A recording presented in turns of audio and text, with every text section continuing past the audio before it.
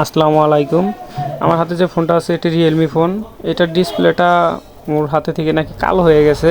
তো আইসা বলতেছে যে ভাই দেখেন তো এই কালোগুলা বের করে দেওয়া যায় নাকি ডিসপ্লে থেকে। তো আমি বললাম যে না, এটা তো আসলে বের করা সম্ভব না, এটা তোকে চেঞ্জ করতে হবে। তো আমাকে বলতেছে যে ভাই চেঞ্জ করতে কয় টাকা পড়বে। আমি বললাম যে এখন চেঞ্জ করতে কয় টাকা পড়বে, এটা তো ভালো জানোসই, তুই মাঝে মধ্যে ফোন টোন ঠিক করিস। কয় ভাই আমি রুমাই নিয়ে গেছিলাম, তো আমাদের পাশে থানা রুমাই, তো ও বলতেছে যে ওইখানে 1800 টাকা চাইছে।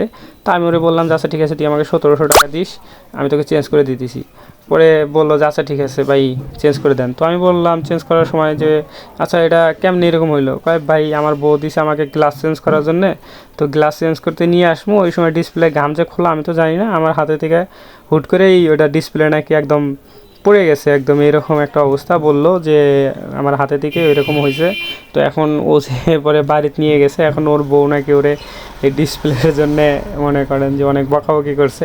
তো ভাই আসলেই একটু হাসি পাইলেও কথাটা হলো যে ওর মনে করেন যে সর্বনাশ, আর আমাদের একটু মনে করেন যে